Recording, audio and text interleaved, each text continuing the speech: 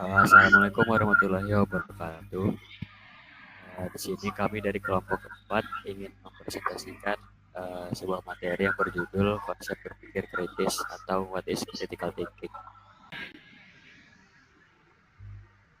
Eh, Kelompok kami anggotanya ada Irfan Maulana, Rayhan Iqbal, Ahmad Rizky Zaidan, dan juga Noviansa.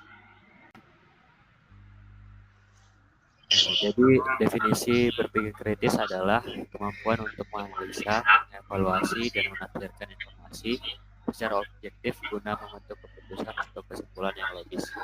Berpikir kritis melibatkan keterampilan dalam menilai validasi argumen, mengenali bias, serta mempertimbangkan berbagai perspektif sebelum mengambil keputusan. Tahapan berpikir kritis itu ada 6. Yang pertama itu ada identifikasi masalah, yaitu memahami permasalahan atau pertanyaan yang diajukan. Yang kedua, mengumpulkan informasi, yaitu mengumpulkan data dari berbagai sumber yang relevan dan kredibel. Yang ketiga, ada analisis dan evaluasi, yaitu menganalisis informasi, mengevaluasi validitas argumen, dan membandingkan berbagai perspektif. Yang keempat, itu ada interpretasi, yaitu menafsirkan data berdasarkan bukti dan logika. Untuk yang kelima itu ada pembuatan kesimpulan, yaitu menyusun kesimpulan yang berdasarkan pada analisis yang objektif.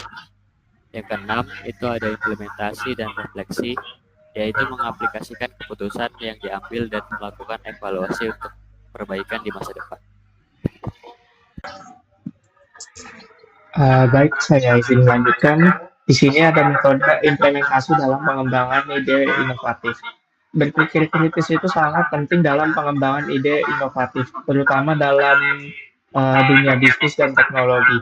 Berikut ini adalah beberapa metode implementasinya.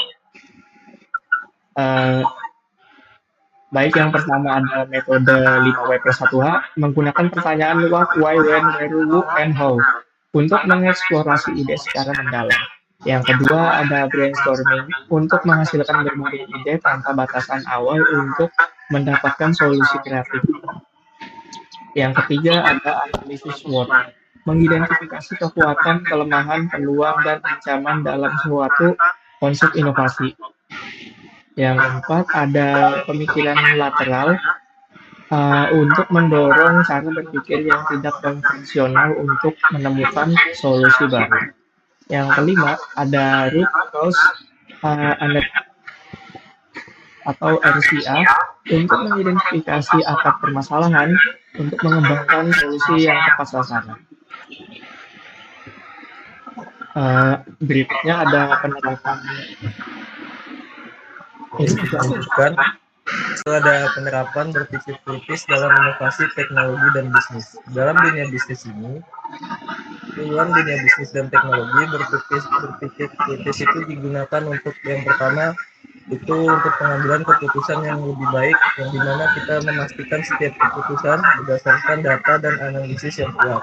Lalu yang kedua ada identifikasi kebutuhan pasar, mana kita memahami kebutuhan pelanggan melalui riset dan evaluasi data.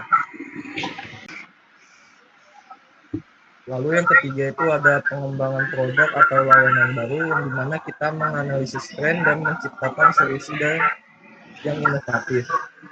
Keempat itu ada manajemen risiko, di mana kita menganalisis potensi risiko dalam proyek dan menemukan mitigasi yang efektif.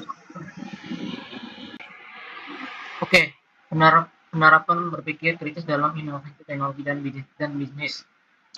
Nah, optimalisasi strategi bisnis itu kayak evaluasi efektivitas strategi bisnis dan melakukan perbaikan berkelanjutan.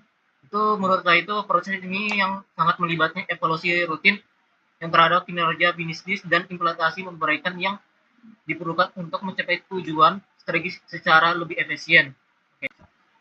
Oke. Dalam kesimpulan presentasi ini adalah berpikir kritis itu adalah keterampilan fundamental dalam pengembangan inovasi karena memungkinkan seorang untuk mengambil keputusan yang lebih bijaksana, mengurangi bias, serta menciptakan solusi yang lebih efektif dan efisien. Dengan menerapkan metode dan tahapan berpikir kritis, individu dan organisasi dapat lebih mudah menghadapi tantangan serta menghasilkan ide-ide inovatif yang bernilai tinggi. Oke, terima kasih.